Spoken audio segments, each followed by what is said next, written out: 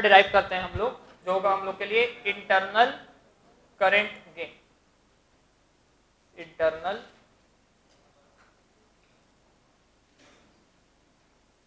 Current gain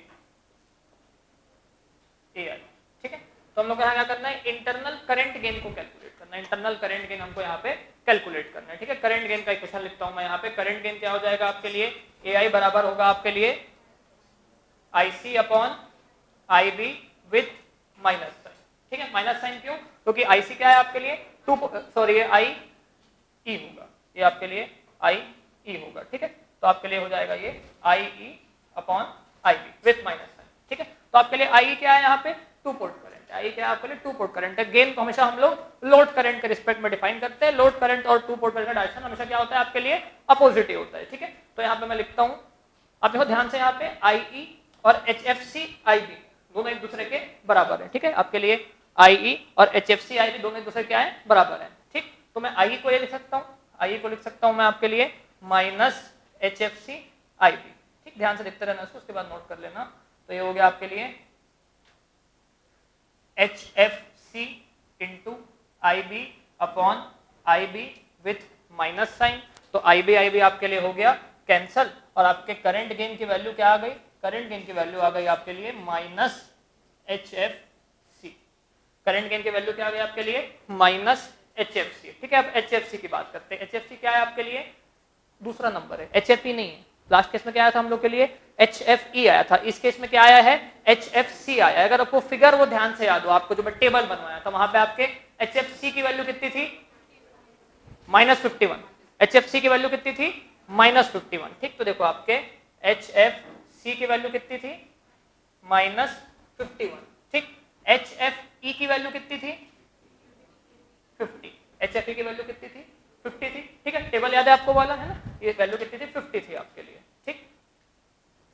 अगर H F सी की value -51 है, अगर एच एफ सी की वैल्यू -51 है, तो क्या हो जाएगा ये गेन, माइनस ऑफ -51 +51 हो गया, ठीक है। तो क्या हो जाएगा ये आपके लिए एक्चुअली गेन +51 हो गया, ठीक है। अगर एच एफ ई होता, जो हम लोग के लास्ट केस में आया था, लास्ट केस में क्या था हम लोग के एच एफ ई आया था कॉमन एमिटर वाले केस में, है ना। तो एच एफ ई वाले केस में भी माइनस एच एफ ई आया था, तो वहां पे कितना था वैल्यू -50, क्योंकि माइनस माइनस कैंसिल नहीं हो रहा था उस केस में, तो कितना था -50। मतलब आपका कॉमन एमिटर एम्पलीफायर जो होता है वो आपको करंट गेन में फेज शिफ्ट प्रोवाइड करता है।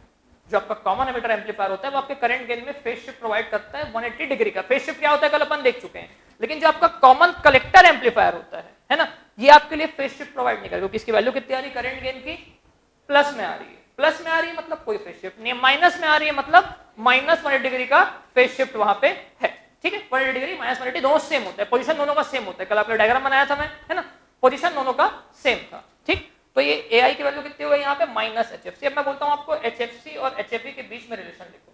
HFC और HFE के बीच में रिलेशन लिखो, ऐसा CH2 में पूछता है। तो क्या हो जाएगा आपके लिए, देखो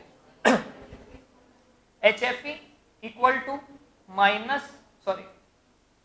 वन प्लस HFC माइनस, नहीं sorry, HFC equal to 1 plus HFE minus, correct है ये, ठीक। तो देखो HFC की वैल्यू कितनी आ रही है आपके लिए, -1 प्लस HFE। उस -1 प्लस HFE को मैं यहां पुट कर देता हूं, तो माइनस माइनस कैंसिल हो जाएगा, क्या हो जाएगा कैंसिल। तो आपके AI की वैल्यू है ना, AI किसकी, कॉमन कलेक्टर की कितनी आ रही है, 1 प्लस HFE।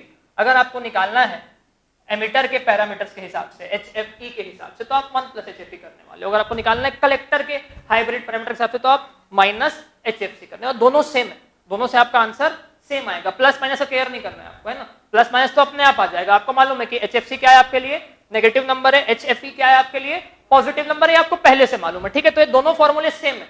जो ये वाला फॉर्मूला लिखा मैं आपके लिए, ये भी सेम है, और ये वाला फॉर्मूला भी आपका सेम है। ऐसा नहीं कि यहाँ पे HFE लिखा है मतलब ये कॉमन एमिटर के लिए, नहीं, बिल्कुल नहीं है, कॉमन कलेक्टर के लिए ये कॉमन कलेक्टर के लिए। कॉमन एमिटर के लिए तो -HFE होता है, कॉमन एमिटर के लिए तो -HFE होता है। यहाँ पे HFE के टर्म्स में लिख दिया मैं किसको, कॉमन कलेक्टर वाले को, ठीक है। तो ये किसका गेन है, ये किसका करंट गेन है, कॉमन कलेक्टर का। ये भी आपके लिए कॉमन कलेक्टर का ही करंट गेन है, ठीक है। बस यहाँ पे मैं कलेक्टर के पैरामीटर के हिसाब से लिखा हूं, यहाँ पे मैं एमिटर के पैरामीटर के हिसाब से लिखा हूं। मतलब बेसिकली क्या किया, मैं हाइब्रिड पैरामीटर्स को रिलेट कर दिया। ठीक है, एमीटर और कलेक्टर के हाइब्रिड पैरामीटर के जो नंबर्स थे उनको मैं आपस में रिलेट कर दिया, ऐसा करके मैं आपके लिए ये फॉर्मूला लिखा। इससे क्लियर क्या हुआ मुझको कि कॉमन एमीटर वाले केस में करंट गेन में फेज शिफ्ट होता है, कॉमन कलेक्टर वाले केस में करंट गेन में फेज शिफ्ट नहीं होता है। सबको क्लियर? तो अगर आपको ये नंबर थोड़े से याद रहेंगे तो आपको ये स्टेटमेंट याद नहीं करना पड़ेगा। जैसे मेरे को ये स्टेटमेंट याद नहीं है, मुझको ये नंबर याद है, यहां आने के बाद मैं दोनों नंबर को लिख के आराम से जज कर लेता हूं कि हाँ किसमें फेज शिफ्ट आएगा, किसमें फेज शिफ्ट नहीं आएगा। क्लियर? तो आपको भी ऐसा रहे कि आपको याद ना करना पड़े, है ना, आप उसको आराम से कंक्लूड कर लो। ठीक, नोट करो उसको। स्टार्टिंग से यूज कर रहा था, स्टार्टिंग से मैं सेम सीक्वेंस यूज कर रहा हूं, पहले मैं करंट गेन निकालता हूं, फिर मैं इनपुट इंपेडेंस निकालता हूं, उसके बाद फिर मैं आपके लिए वोल्टेज गेन निकालता हूं, उसके बाद मैं आपके लिए आउटपुट इंपेडेंस निकालता हूं ना। हर जगह मैं सेम केस यूज कर रहा हूं, चाहे वो आप मेरा जनरलाइज्ड मॉडल था, चाहे वो मेरे लिए मेरा कॉमन एमीटर विथ आ रही था, विदाउट आ रही था, एग्जैक्ट था, अप्रोक्सीमेट था या कॉमन कलेक्टर था, मैं हर जगह सेम सीक्वेंस को फॉलो कर रहा हूं। ठीक, ताकि मेरा कैलकुलेशन वाला पार्ट भी मिनिमम रहे, है ना। और स्टाइल हर जगह कैलकुलेशन का सेम है, इस कारण आपको कोई भी डेरिवेशन याद करने की जरूरत नहीं है ना, कोई भी डेरिवेशन आपको याद नहीं करना है, स्टाइल हर जगह सेम है ना। जैसे मैं जिस लूप में मैं यहाँ पे केवीएल लगाता हूँ इनपुट इंपेडेंस निकालने, सब जगह उसी लूप में लगाता हूँ मैं, सब जगह उसी लूप में लगाता हूँ, तो स्टाइल भी सबका सेम है कि आपको कैसे कैसे अप्लाई करना है करके। ठीक है, तो बहुत ज्यादा याद करने की जरूरत नहीं है। ठीक, नेक्स्ट लिखता हूं मैं आपके लिए internal input impedance, internal input impedance,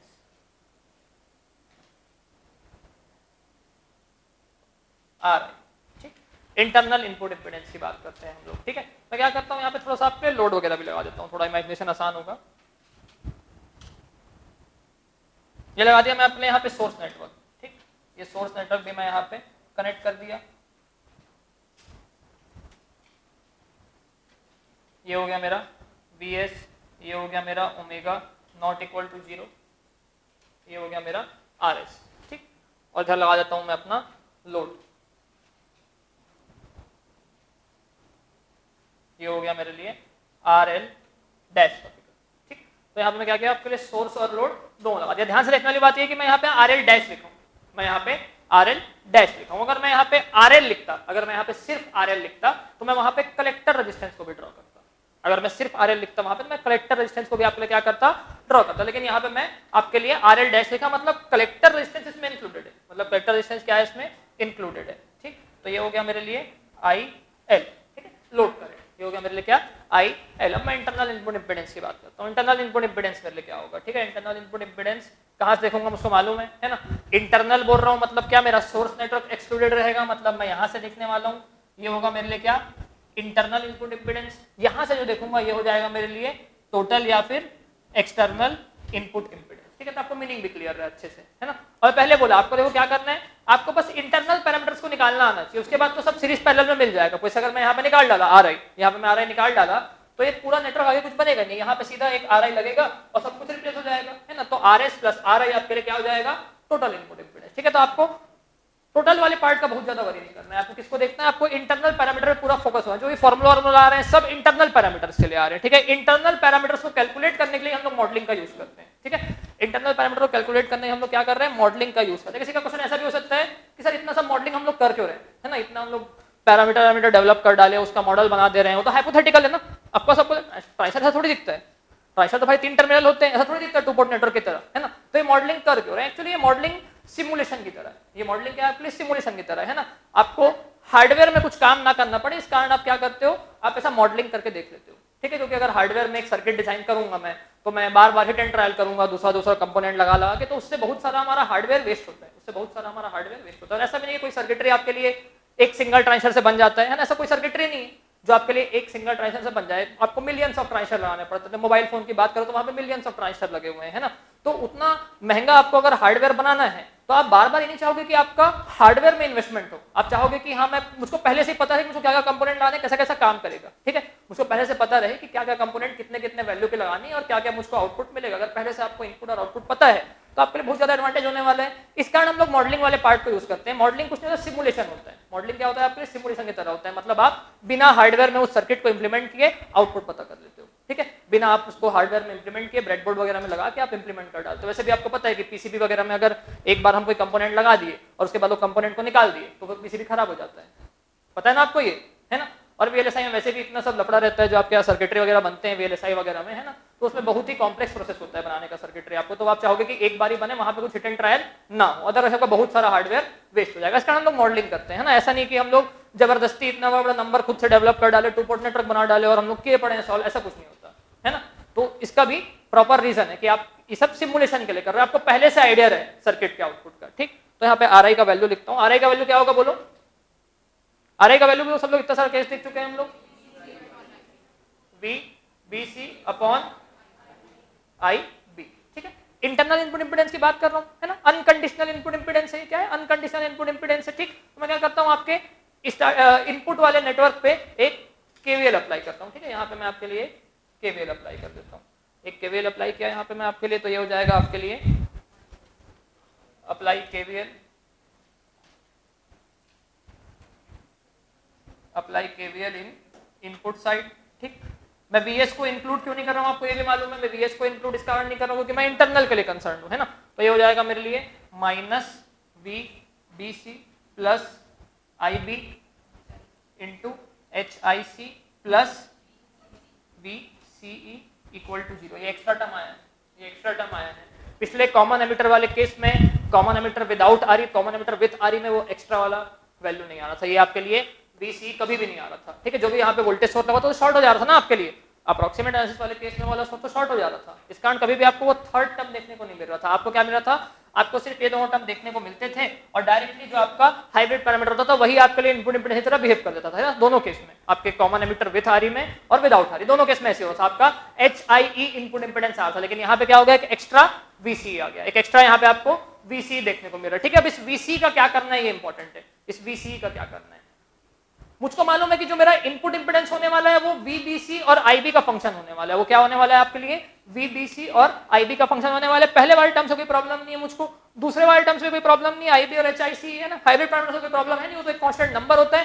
problem मुझको VC से है, सॉरी VBC से, ठीक है, तो सॉरी C से, VC से मुझको प्रॉब्लम है। अब मैं देखता हूँ VC क्या है, VC इस साइड में ये वोल्टेज है, ये VEC मेरे लिए वोल्टेज है, ठीक है। तो यहाँ पे करंट कितना फ्लो रहा है इसके पैरेलल में, IL इंटू RL डैश, ठीक है। तो मैं ऐसा लिख सकता हूं कि आपके लिए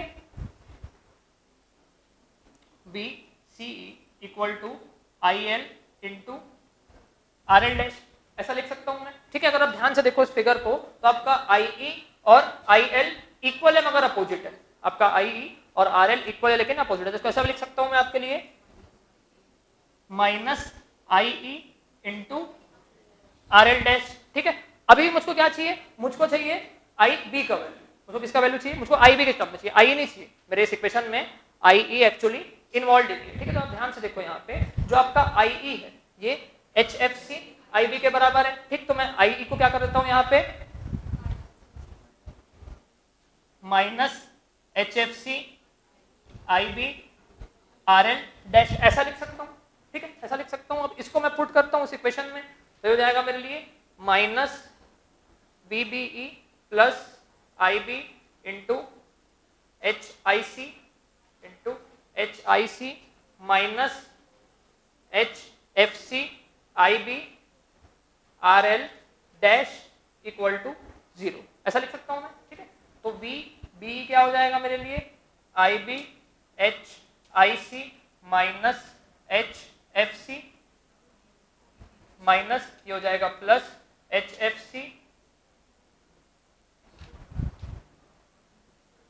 ठीक है, ऐसा हो जाएगा। ये इससे क्या हो जाएगा, IB कॉमन निकलेगा, इससे IB कॉमन निकलेगा तो हो जाएगा मेरे लिए VBE upon IB equal to HIC minus HFC, ठीक, RL डैश, ऐसा आ रहा है V, ये VBC होगा, है ना, ठीक है, ऐसा आ रहा है आपके लिए। हाँ V कौन सा वाला, ये वाला बोल रहे हो, हाँ VBC होगा, ठीक है। और ये सब जगह मैं लिख दिया हूँ क्या ऐसे ही, हाँ ये सब जगह मैं ऐसे ही लिख दिया हूँ, ये हो जाएगा VEC, ये भी हो जाएगा VEC, ये हो जाएगा VEC।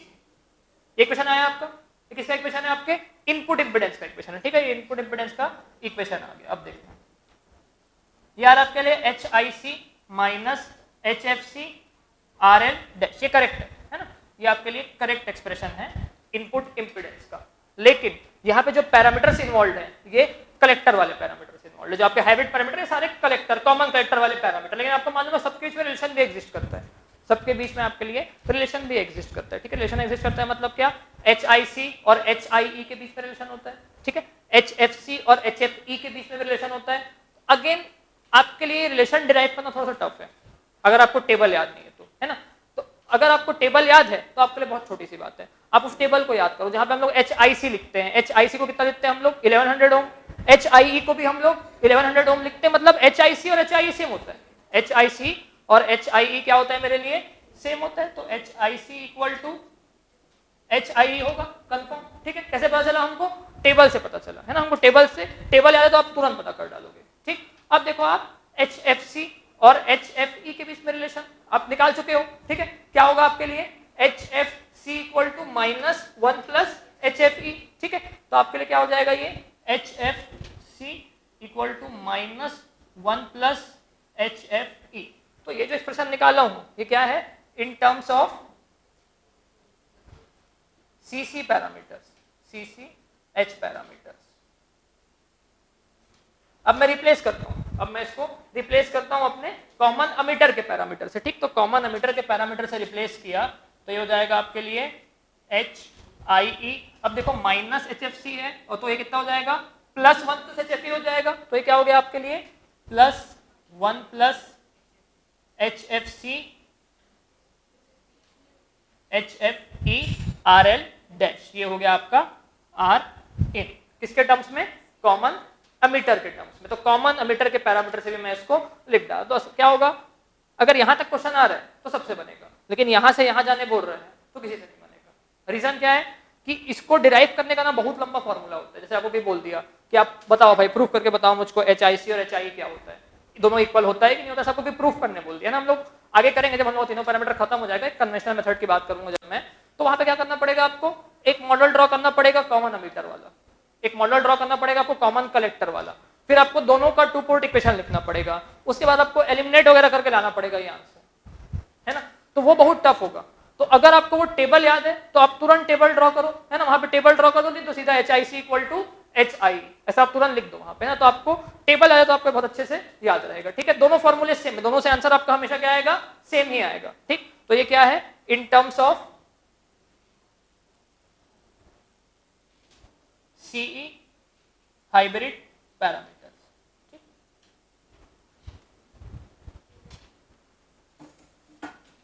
ठीक है। तो ये हो गया आपके लिए, आपको CC पैरामीटर में भी पता हो और CE के पैरामीटर में पता हो। आपको स्टार्टिंग से बोलो कि सब में रिलेशन एग्जिस्ट करता है, सब में आप रिलेशन एग्जिस्ट करता है, तो आपको टेबल को थोड़ा सा याद रखना है ना, उतना टफ भी नहीं है टेबल को याद रखना, टेबल को थोड़ा सा बस आप याद रखना। सबको क्लियर हुआ दोनों, ये कैसे आया आपके लिए कि मैं अगर इस फिगर में RL डैश लिखाऊं, अगर इस फिगर में मैं RL डैश लिखाऊं मतलब आपका लोड रेजिस्टर तो इंक्लूडेड है ही है, आपका कलेक्टर भी इंक्लूडेड है, आपका कलेक्टर रेजिस्टेंस भी यहाँ पे इंक्लूडेड है, ठीक है। तो RL डैश का मतलब क्या है, RL डैश का मतलब है कि आपका ये RC पैरेलल विथ RL, ठीक है, sorry RE parallel with RL, अगर मैं RL डैश लिखा हूं तो, ठीक है। एक स्पेशल केस ऐसा हो सकता है आपके लिए जहां पे आपके लिए RL एब्सेंट हो या आपके लिए RE एब्सेंट हो, दो केसेस आपके लिए बन सकते हैं, ठीक है। तो आपके लिए RL एब्सेंट हो, RL मतलब RL डैश की बात नहीं कर रहा हूं ना, सिर्फ लोड रेजिस्टर की बात कर रहा हूं जो मैं एक्सटर्नली कनेक्ट किया हूं, ठीक। तो RL भी एब्सेंट हो सकता है और आपके लिए RE भी एब्सेंट हो सकता है। एब्सेंट होने का मतलब क्या, सपोज करो आपके लिए RL एब्सेंट है ना, सपोज करो आपके लिए RL, तो फिगर क्या बनेगा आपके लिए, एक्चुअली ऐसा फिगर बनेगा लोड का। अगर लोड का एग्जैक्ट फिगर ड्रॉ करूं मैं तो ये ऐसा फिगर बनेगा, सिर्फ लोड ड्रॉ किया हूं आपके लिए मैं, है ना। ये हो गया आपके लिए RL, ये हो गया आपके लिए RE, यहां से देख रहा हूं ये मेरे लिए क्या है टोटल लोड रेजिस्टेंस, ठीक। ऐसा कैसे हो सकता है आपके लिए कि आपका RL एब्सेंट है, ठीक, RL एब्सेंट है, तो आपको क्वेश्चन में ऐसा मेंशन हो सकता है कि लोड रेजिस्टर यहां पे आपके लिए एब्सेंट है, तो उसका मीनिंग आपको क्या कंक्लूड करना है, एब्सेंट है का मतलब जीरो नहीं होता। अगर आपके लिए बोल दिया कि RL एब्सेंट है तो RL एब्सेंट का मतलब RL जीरो नहीं होने वाला, अगर RL जीरो हुआ तो शॉर्ट सर्किट हो जाएगा, और अगर वो शॉर्ट सर्किट हुआ तो पैरेलल में जो भी है वो भी शॉर्ट सर्किट हो जाएगा, मतलब पूरा लोड ही शॉर्ट सर्किट हो जाएगा। ठीक है, तो अगर आपको बोला कि RL एब्सेंट, इसका मतलब क्या, RL आपके लिए इनफाइनाइट है, RL आपके लिए ओपन सर्किट है। अगर RL एब्सेंट तो फिर फिगर बनेगा आपके लिए ऐसा, ये RL हो गया आपके लिए ओपन सर्किट, और यहाँ पे क्या रहेगा, सिर्फ RE।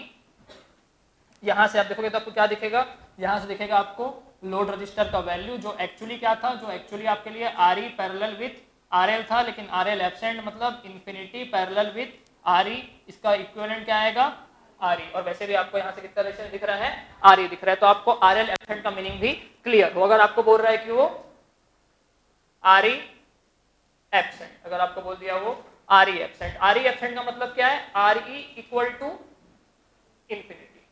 RE एब्सेंट बोल रहा है मतलब क्या, RE इक्वल टू इंफिनिटी। लेकिन क्या ऐसा हो सकता है, RE इंफिनिटी हो सकता है क्या, पूछ रहा हूं। RE इंफिनिटी कैसे होगा, अगर RE इंफिनिटी हुआ तो आपका तो एक टर्मिनल ही ओपन सर्किट हो जाएगा ट्रांजिस्टर में, तो एक टर्मिनल क्या हो जाएगा आपके लिए, ओपन सर्किट हो जाएगा। ठीक है, तो अगर RE एब्सेंट बोल रहा है तो आपको RE एब्सेंट का मतलब इंफिनिटी कंक्लूड नहीं करना है। RE एब्सेंट मतलब आपके लिए RE जीरो कंसीडर करना है। RE क्या कंसीडर करना है आपको, जीरो कंसीडर करना है। जब RE को जीरो कंसीडर करोगे तो ये हो जाएगा क्या आपके लिए, शॉर्ट सर्किट। ये क्या हो जाएगा आपके लिए, शॉर्ट सर्किट, और ये क्या हो जाएगा आपके लिए, तो रहेगा आपके लिए ऐसा, सॉरी दूसरा फिगर बना देता हूं मैं यहाँ पे आपके लिए। ठीक, ये हो गया मेरे लिए RE, इसको ओपन सर्किट रहने दो, ये बनाता हूँ यहाँ पे एक फिगर, ये हो गया मेरा RE शॉर्ट सर्किट, इसके पैरेलल में लगा हुआ है मेरा RL। तो यहाँ से कितना रेजिस्टेंस दिखेगा मुझको, यहां से कितना रेजिस्टेंस दिखेगा बताओ, RL पैरेलल विथ जीरो मतलब जीरो दिखेगा। ठीक है, दोनों का मीनिंग आपको क्लियर रहे, दोनों का मीनिंग आपको क्लियर रहे कि जब RL एब्सेंट बोल रहे हैं तो क्या होने वाला है, RE एब्सेंट बोलने वाला है तो आपके लिए क्या होने वाला है। ठीक है, क्योंकि लोड की तरह दोनों बिहेव करेंगे। क्लियर, तो उसको भी नोट कर लो, क्योंकि न्यूमेरिकल में ऐसा बोलेगा आपको, है ना, और दोनों का मीनिंग अलग है। RL एब्सेंट होने का मीनिंग अलग है, RE एब्सेंट होने का मीनिंग अलग है। अगर RE एब्सेंट तो फिर emitter to ground open circuit, वहां से कुछ करंट ही फ्लो नहीं करेगा। ठीक है, इंटरनल वोल्टेज गेन AB की बात करते हैं हम लोग, कॉमन कलेक्टर एम्पलीफायर। ठीक है, प्रॉपर सीक्वेंस फॉलो कर रहे हैं हम लोग हर एक क्वेश्चन में। ठीक है, पहले हम लोग क्या करते हैं, आपका करंट गेन कैलकुलेट करते हैं, उसके बाद हम लोग आपके लिए इनपुट इंपीडेंस कैलकुलेट करते हैं, उसके बाद हम लोग आपके लिए क्या कैलकुलेट करते हैं, वोल्टेज गेन कैलकुलेट करते हैं। ठीक है, एडवांटेज हमको मिलता है यहाँ पे बिल्कुल।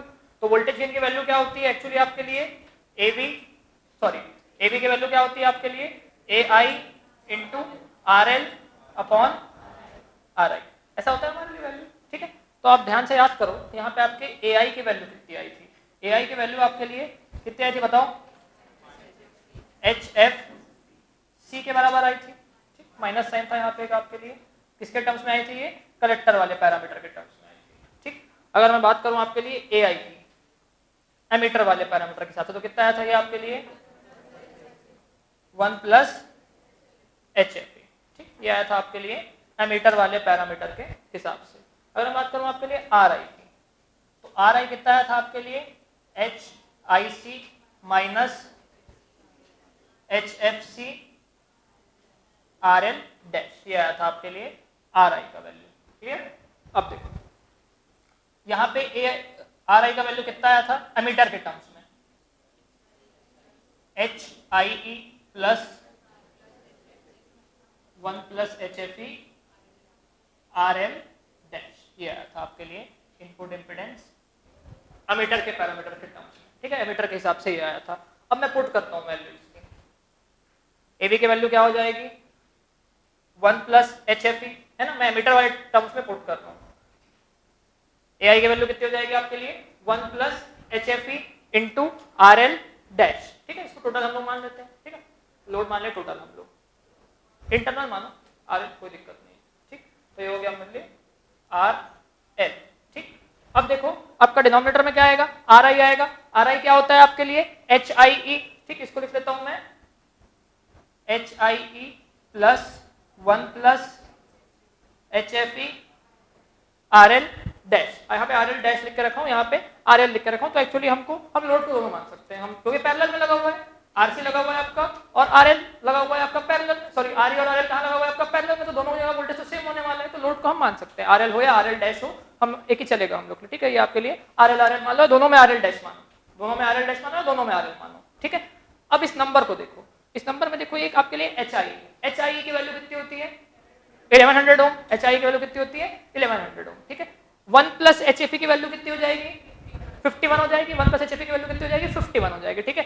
RL का जो वैल्यू ये भी किलो ओम में रहेगा, कम से कम RL का वैल्यू जो है आपके लिए किलो ओम में रहेगा। अगर RL का वैल्यू आपके लिए किलो ओम में है, ठीक है, तो 50 टाइम्स बड़ा रहेगा एटलीस्ट इससे, फर्स्ट वाले टर्म से ये 50 टाइम्स बड़ा रहेगा। तो मैं आपके लिए HIE plus 1 plus HFE into RL में इस वाले टर्म को डोमिनेटिंग मान सकता हूं, मतलब मेरा 1 प्लस HFE इंटू RL बहुत बड़ा है HIE से, ठीक। तो अगर मैं एक अप्रोक्सीमेट इक्वेशन लिखूं AV का तो ये हो जाएगा मेरे लिए 1 plus HFE RL upon first वाले टर्म को इग्नोर कर देता हूँ, बहुत छोटा है करके, तो ये हो जाएगा 1 प्लस HFE इंटू RL, मतलब लगभग यहाँ पे वोल्टेज गेन की वैल्यू कितनी आ जाएगी 1 आ जाएगी। और इसी प्रॉपर्टी को हम लोग बोलते हैं वोल्टेज फॉलोअर या फिर वोल्टेज बफर, ठीक। इसको हम लोग बोलते हैं वोल्टेज फॉलोअर या फिर वोल्टेज बफर,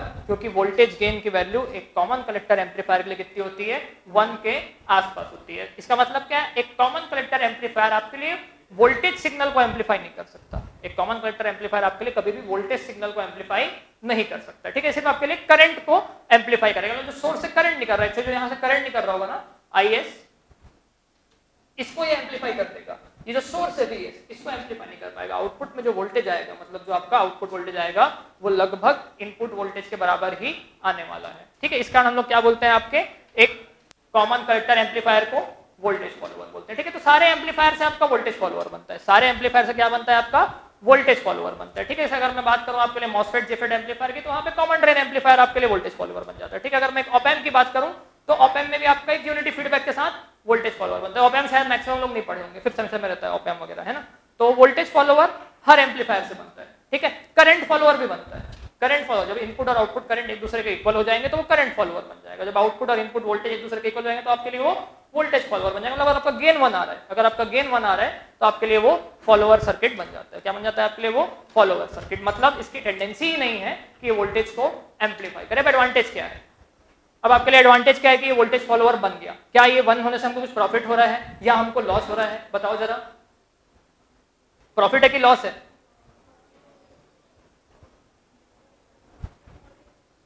एक्चुअली एक एम्पलीफायर की ना एक ही प्रॉपर्टी नहीं होती। एक एम्पलीफायर को मैं हमेशा वोल्टेज को एम्पलीफाई करने डिजाइन करता हूँ, एक एम्पलीफायर को हमेशा मैं करंट को एम्पलीफाई करने डिजाइन करता हूँ। भाई 4 पैरामीटर होते हैं ना एक एम्पलीफायर को जज करने के लिए, 4 पैरामीटर होते हैं। एक होता है इनपुट इंपेडेंस, एक होता है आपका आउटपुट इंपेडेंस, एक होता है आपका करंट गेन, एक होता है आपका वोल्टेज गेन। तो भाई इसमें वोल्टेज गेन की वैल्यू बन गई है, इसमें वोल्टेज गेन की वैल्यू बन गई, लेकिन आपका इनपुट आउटपुट इंपेडेंस तो चेंज हुआ है ना, आपका इनपुट आउटपुट इंपेडेंस तो चेंज हो रहा है बार बार, ठीक है।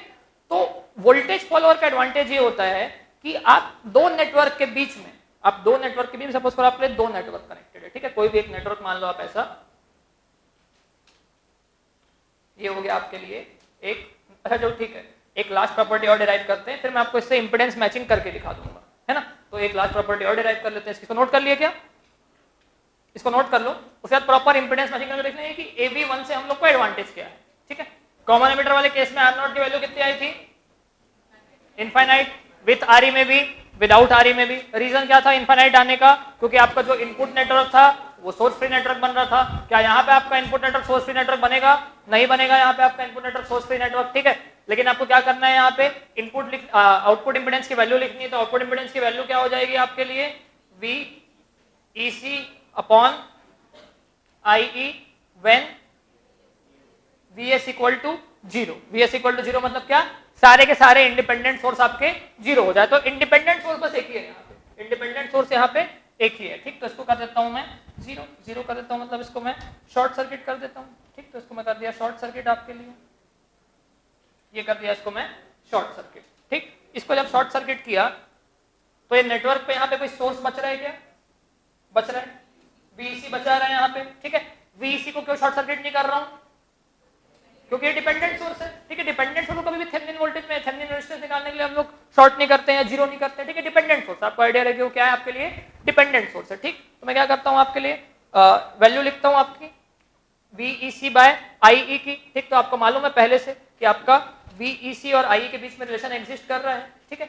VEC के बीच में एक रिलेशन एग्जिस्ट करेगा, वो क्या हो जाएगा आपके लिए, VEC equal to minus I E into R L dash. ठीक, ऐसा आपको रिलेशन दिख रहा है, यहाँ पे दिख रहा है क्या?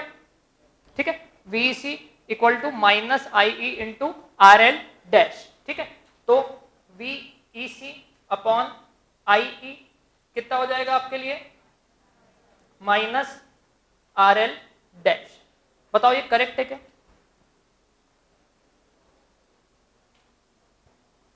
आ तो गया, करेक्ट है क्या पूछ रहा हूं? करेक्ट है कि कुछ और होगा?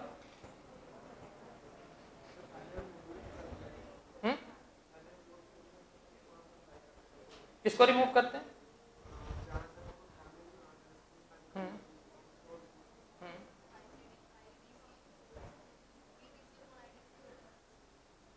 वीडीसी अपॉन आईडीसी होता है। ठीक है, थोड़ा सा करेक्ट है। और कुछ? वीडीसी अपॉन आईडीसी होता है। ये करेक्ट है क्या जो लिखा हूं मैं? मेरे लोग करेक्ट लग रहा है, हाथ उठा सकते हैं। जो हम लोग इंपिडेंस देख रहे हैं यहाँ पे, जो हम लोग इंपिडेंस देख रहे हैं यहाँ पे खड़े होकर मैं आपके लिए इंपिडेंस देख रहा हूँ। ठीक है, ये इंपिडेंस है मेरे लिए, आर नॉट का इंपिडेंस है। ठीक है, ये इंपिडेंस कैसा है मेरे लिए? थेवेनिन इंपिडेंस है। ये इंपिडेंस कैसा है मेरे लिए? Thevenin impedance. थेवेनिन इंपिडेंस क्या होता है? थेवेनिन इंपिडेंस तो भैया ओपन सर्किट इंपिडेंस होता है। थेवेनिन वोल्टेज क्या होता है? ओपन सर्किट वोल्टेज होता है। तो थेवेनिन इंपिडेंस क्या होता है?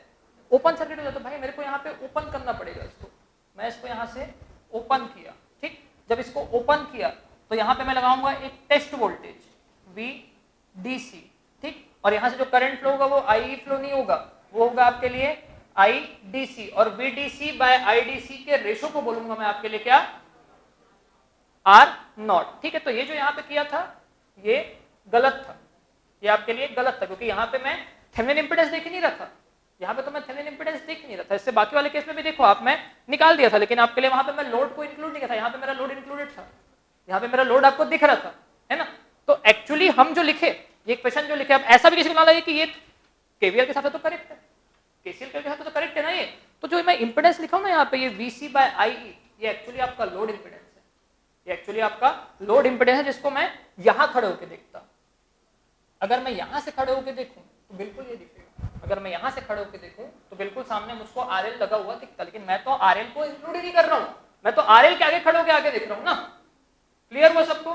तो वो एरो के पोजीशन के कारण था। आप जो देख रहे थे, आप जो देखे, आप जो निकाले, ये लोड रेजिस्टेंस। अगर मेरा हेडिंग होता है यहाँ पे लोड रेजिस्टेंस या फिर लोड इंपिडेंस तो ये करेक्ट होता। अगर लोड इंपिडेंस हेडिंग होता तो ये करेक्ट होता। लेकिन अभी क्या हो जाएगा? ये आपका IE क्या बन गया? आपका IE बन गया आपके लिए IDC। आपका IE क्या बन चुका है आपके लिए? IDC। और कहीं पे IE है क्या? यहाँ पे क्या लगा हुआ था आपका? कलेक्टर था। ये आपका अमीटर था, तो ये हो गया आपके लिए IDC। और कहीं पे चेंज हुआ क्या पूछ रहा हूं? ये करंट कौन सा करंट है? ये करंट तो टू पोर्ट करंट है ना, ये करंट तो टू पोर्ट करंट है ना। तो ये करंट क्या होगा आपके लिए? IDC के बराबर होगा। ये करंट क्या होगा आपके लिए? IDC के बराबर होगा। ठीक है, अब देखो आप, अब मैं निकालता हूं आपके लिए R नॉट की वैल्यू। R नॉट की वैल्यू क्या होगी आपके लिए? VDC upon IDC when VS equal to 0। when VS equal to 0। अब बताओ क्या करूं? आउटपुट में लूप लगाऊं, इनपुट में लूप लगाऊं, क्या करूं? इनपुट में लूप लगाऊं। इनपुट में लूप लगाने से क्या होगा? इनपुट में लूप लगाने से क्या होगा? कौन सा VDC होगा? ये क्या होगा आपके लिए? VDC होगा। ये क्या हो जाएगा आपके लिए? VDC होगा, क्योंकि एक्चुअली ये टू पोर्ट वोल्टेज पे डिपेंड करता है। जब तक यहाँ पे टू पोर्ट वोल्टेज VEC था तब ये भी आपके लिए VEC था। जैसे ये टू पोर्ट वोल्टेज VDC हुआ, ये आपके लिए क्या हो गया? VDC हो गया। ठीक, अब आप क्या करो, यहाँ पे इनपुट में एक लूप लगाओ, इनपुट में एक KVL लगाओ। ठीक,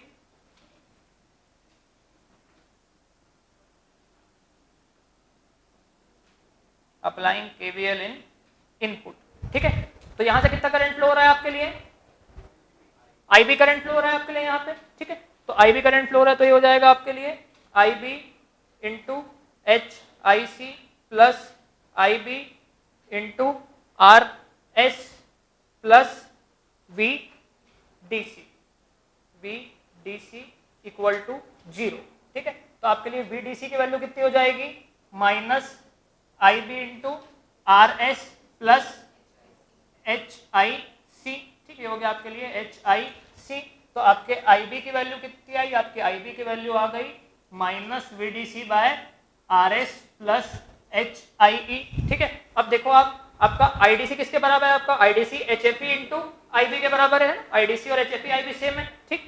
तो आपके लिए आईडीसी क्या है, H F E I B है, ठीक। तो आपके लिए आईडीसी की वैल्यू क्या हो जाएगी, H F E into I B की जो वैल्यू आई है यहाँ से, तो आई बी की वैल्यू क्या आई है यहाँ से minus V D C upon R S plus H I, ऐसा ही आएगा, ऐसा ही आएगा, ठीक।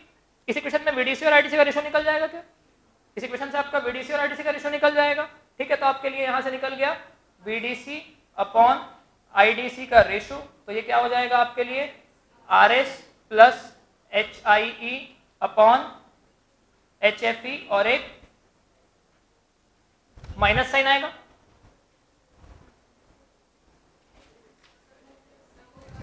क्या सी होगा। अच्छा, मैं थोड़ा कॉमन एमिटर वाले फीलिंग में जाता हूं,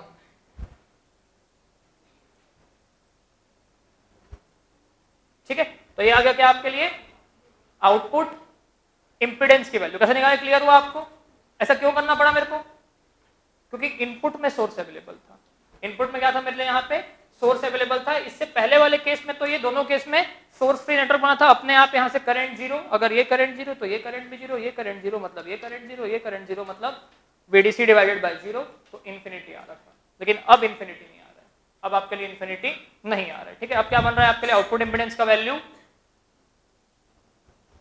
minus are S plus H I E upon H F ई, ये आ गया आपका आर नॉट मतलब आउटपुट इंपिडेंस का वैल्यू सी है ना, ये आ गया आपके लिए आउटपुट इंपिडेंस का वैल्यू। अब बताओ एच आई सी का वैल्यू कितना होता है, एच आई ई, नहीं नहीं वैसा वैल्यू नहीं पूछ रहा हूं, 1100 ओम्स। एच एफ सी का वैल्यू कितना होता है, एच एफ सी का वैल्यू कितना होता है -51, बाहर एक माइनस लगा है, एच एफ सी भी आपके लिए क्या है नेगेटिव नंबर है, तो माइनस माइनस कैंसिल हो जाएगा, आ गया इंपिडेंस पॉजिटिव, इंपिडेंस आ गया आपके लिए पॉजिटिव, किसी को हमें नेगेटिव नंबर देख के ना लगे कि इंपिडेंस आपका नेगेटिव आ रहा है, ठीक है। एक्चुअली एचएफसी आपके लिए नेगेटिव नंबर है, एक्चुअली एचएफसी आपके लिए क्या नेगेटिव नंबर है, ठीक। तो नेगेटिव नेगेटिव बनकर क्या हो जाएगा आपके लिए पॉजिटिव हो जाएगा, ठीक है। लास्ट टाइम हम लोग का आउटपुट इंपिडेंस कितना आया था, इन्फिनिटी आया था। थोड़ा सा यहाँ पे जज करते हैं आउटपुट इंपिडेंस, फिर नोट कर लेना है ना। एक नॉर्मल वैल्यू मान लो आरएस की, ठीक है। भले ये प्रैक्टिकल वोल्टेज सोर्स है, दो ये प्रैक्टिकल वोल्टेज सोर्स है, लेकिन एक वोल्टेज सोर्स का इंपिडेंस छोटा होता है, एक वोल्टेज सोर्स का इंपिडेंस छोटा होता है, एक अमीटर का, एक करंट सोर्स का इंपिडेंस हाई होता है। समझ में आया। अगर एक आइडियल वोल्टेज सोर्स की बात करूं तो एक ऐसा बनता है मेरे लिए आइडियल वोल्टेज सोर्स, ये क्या है मेरे लिए आइडियल वोल्टेज सोर्स, ठीक। प्रैक्टिकल वोल्टेज सोर्स बोलूं तो ऐसा बनेगा मेरे लिए प्रैक्टिकल वोल्टेज सोर्स, ठीक। ये हो गया मेरे लिए आइडियल, ये हो गया मेरे लिए प्रैक्टिकल, ठीक। क्लियर। तो एक आइडियल वोल्टेज सोर्स का इंपिडेंस जीरो होता है, एक आइडियल वोल्टेज सोर्स का इंपिडेंस जीरो होता है, एक प्रैक्टिकल वोल्टेज सोर्स का इंपिडेंस स्मॉल होता है लेकिन स्मॉल होता है। अगर एक करंट सोर्स की बात करूं, ठीक है, तो ये हो गया मेरे लिए एक करंट सोर्स, ये हो गया मेरे लिए एक करंट सोर्स, ठीक। करंट सोर्स आई, ये हो गया आइडियल और ये हो गया पैरेलल में बना एक रेजिस्टेंस आर, ये हो गया मेरे लिए क्या आइडियल करंट सोर्स, ये हो गया मेरे लिए प्रैक्टिकल करंट सोर्स। क्लियर। तो एक आइडियल करंट सोर्स का इंपिडेंस इनफाइनाइट होता है, एक आइडियल करंट सोर्स का इंपिडेंस इनफाइनाइट होता है, और एक प्रैक्टिकल वोल्टेज सोर्स, एक प्रैक्टिकल करंट सोर्स का इंपिडेंस वेरी हाई होता है। क्लियर सबको। तो ये आपका ideal voltage source, practical voltage source, ये आपका आइडियल करंट सोर्स, ये आपका आइडियल प्रैक्टिकल करंट सोर्स, ठीक। तो आरएस की वैल्यू क्या होगी एग्जिस्ट करेगी आरएस की वैल्यू, लेकिन लो वैल्यू रहेगी, उसकी वैल्यू क्या रहेगी लो रहेगी, ठीक है। तो लो वैल्यू मतलब मान लेते हैं 100-200 ओम के आसपास मैक्सिमम है ना, 100 ओम भी बहुत वैल्यू है, फिर भी हमको मान लिया इसको 100 ओम, ठीक। HIC की वैल्यू कितनी रहेगी? 1100 ओम रहेगी। ठीक, तो इसको 1100 पुट कर देता हूं, divided by HFC -51, minus minus cancel, R0 की वैल्यू कितनी आ रही है आपके लिए? 1200 डिवाइडेड बाय कितना हो रहा है ये?